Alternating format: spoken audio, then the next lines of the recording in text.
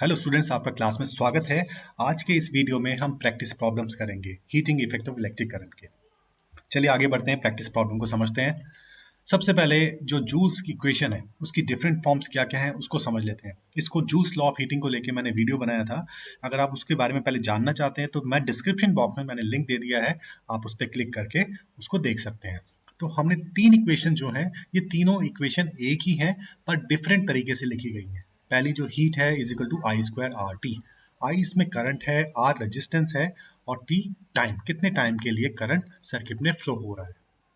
अब इस इक्वेशन को मैं I R into I T भी लिख सकता हूँ। ओम्स लॉ हमें पता है, ओम्स लॉ कहता है जो वोल्टेज है वो प्रोडक्ट होती है करंट और रेजिस्टेंस का। आई आर की जगह मैंने क्या किया, वी पुट कर दिया, तो मेरी जो हीट की इक्वेशन नंबर 2 आ गई, V I T that is voltage into current into time. और तीसरी इक्वेशन भी हम ओम्स लॉ से ही डिराइव कर सकते हैं। जैसे मैंने बोला वी आई आर के बराबर होता है, तो आई क्या हो गया, वी अपॉन, फिर मैंने क्या किया, आई की जगह वी अपॉन आर की वैल्यू पुट कर दी। अब v into V upon R into T हो गया मेरा V square upon R into T. तो इस तरीके से जूल्स लॉ ऑफ हीटिंग की हमने तीन इक्वेशन, जो कि सेम इक्वेशन हैं लेकिन उनको अलग अलग तरीके से हमने लिख लिया है। पहली equation I square R T, दूसरी इक्वेशन वी आई टी और तीसरी equation V square upon R into T. इन तीन इक्वेशन के बेसिस पे जो भी जूल्स लॉ ऑफ हीटिंग के न्यूमेरिकल्स होंगे उसको हम सॉल्व करेंगे। चलिए आगे बढ़ते हैं, पहला न्यूमेरिकल को देखते हैं। ये कह रहा है कि find the heat produce when the current of 0.25 amperes is passed through the resistance of 100 ohms for 10 minutes. एक सर्किट हमने बना लिया है जिसमें एक बैटरी सोर्स है, बैटरी जो वोल्टेज प्रोवाइड कर रही है, जिसकी वजह से एक सर्किट में करंट फ्लो कर रहा है। कितना करंट फ्लो कर रहा है, 0.25 एम्पियर्स करंट फ्लो कर रहा है। और वो कह रहे हैं 10 मिनट के लिए फ्लो कर रहा है। ये करंट की हमने डायरेक्शन बता दी, पॉजिटिव से नेगेटिव। मैंने एक रेजिस्टेंस लगा दिया है 100 ohms का। अब हमें पता लगाना है जब करंट इस 100 ohms के रेजिस्टेंस के थ्रू पास होगा, इसमें से पास होके जाएगा, तो कितनी हीट प्रोड्यूस होगी। तो सबसे पहले हम क्या करेंगे, हाँ, जो वेरिएबल्स हमें पता है, रेजिस्टेंस मुझे पता है, करंट मुझे पता है और टाइम मुझे पता है, ये तीनों वेरिएबल्स को हम नोट कर लेंगे, लिख लेंगे। फिर जो तीन इक्वेशंस हैं, जूस लॉ ऑफ हीटिंग की जो तीन इक्वेशंस हैं उनको लिख लीजिए।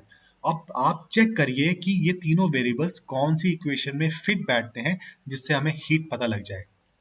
आप देखिए, आई की वैल्यू पता है, आर की वैल्यू भी पता है और टाइम भी हमें पता है 10 मिनट्स, करंट 0.25, रेजिस्टेंस 100 ओम। तो ये वाली इक्वेशन हमारे लिए मोस्ट सुटेबल इक्वेशन है, जिसमें हम सारी वैल्यूज पुट करेंगे वेरिएबल्स की, तो हीट प्रोड्यूस निकल जाएगी।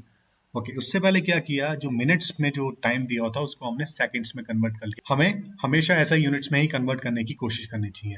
10 मिनट्स है, उसको सेकंड्स में कन्वर्ट करेंगे, एक मिनट में 60 सेकंड्स होते हैं, तो मैंने 10 को 60 से मल्टीप्लाई कर दिया, तो 10 मिनट में मेरे 600 सेकंड आ गए। टाइम पता लग गया 600 सेकंड, करंट 0.25 एम्पियर्स और रेजिस्टेंस 100 ओम्स। अब ये सब वैल्यू मैं इस इक्वेशन में पुट कर दूंगा। आई हो गया 0.25 का स्क्वायर, रेजिस्टेंस 100 ओम्स और टाइम हो गया 600 सेकंड। इन सबको अगर मल्टीप्लाई करेंगे, सॉल्व करेंगे, हमारी वैल्यू आ जाएगी heat generated is equal to 3750 joules. तो इस तरीके से हमने इस इक्वेशन के जरिए हीट जनरेटेड निकाल ली। चलिए नेक्स्ट क्वेश्चन समझते हैं। Practice problem number 2, find the heat produced when the battery voltage of 3 volt is applied across a filament of resistance 10 ohm for 5 minutes। अब ये कह रहा है कि हमें बैटरी वोल्टेज दी हुई है और फिलामेंट का जो रेजिस्टेंस है वो दिया हुआ है 10 ओम का, और उसमें से करंट फ्लो कर रहा है 5 मिनट, यानी कि बैटरी वोल्टेज हमने 5 मिनट के लिए लगाई, तो 5 मिनट के लिए करंट फ्लो करेगा। लेकिन इसमें करंट की वैल्यू नहीं दी हुई, हमें वोल्टेज दी हुई है, टाइम दिया हुआ है और रेजिस्टेंस दिया हुआ है।